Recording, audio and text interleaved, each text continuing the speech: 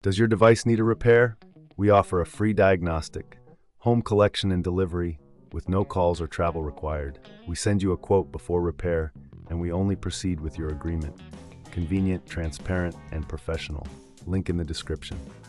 To begin, ensure you have the following tools ready: a T15 Torx screwdriver, a flathead screwdriver, and a soft cloth for cleaning. First, disconnect your Dyson SV12 from the power source to ensure safety during the process. Start by removing the dust container. Press the release button and pull it away from the main body. This will give you better access to the internal components. Next, locate the screws securing the trigger assembly. Using your T15 Torx screwdriver, carefully unscrew the two screws on either side of the trigger.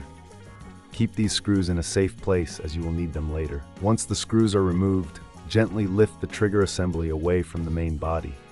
Be cautious not to damage any wiring connected to the trigger. If you find this step challenging, remember we offer professional diagnosis without obligation, so you can always seek assistance. Now let's focus on the filter. The filter is located at the back of the vacuum. To access it, you will need to remove the rear cover. Use your flathead screwdriver to pry open the cover gently. Once the cover is off, you will see the filter. Remove it by twisting it counterclockwise. It's essential to clean the filter regularly to maintain optimal performance. Rinse it under cold water until the water runs clear, and allow it to dry completely for at least 24 hours before reinserting it. If you prefer, we can handle the collection and delivery at your home, making it convenient for you to keep your vacuum in top shape. After the filter has dried, it's time to reassemble the vacuum.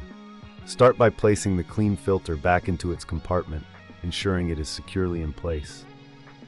Then, reattach the rear cover by aligning it properly and pressing it until it clicks into position.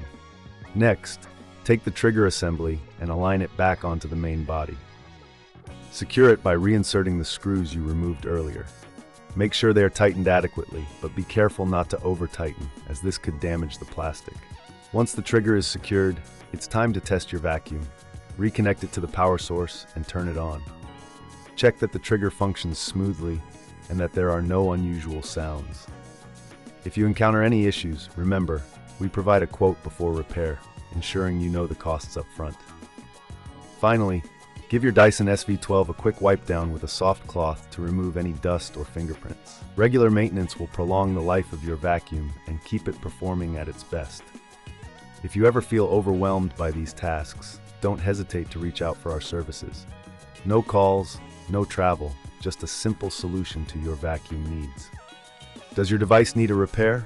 We offer a free diagnostic, home collection and delivery with no calls or travel required.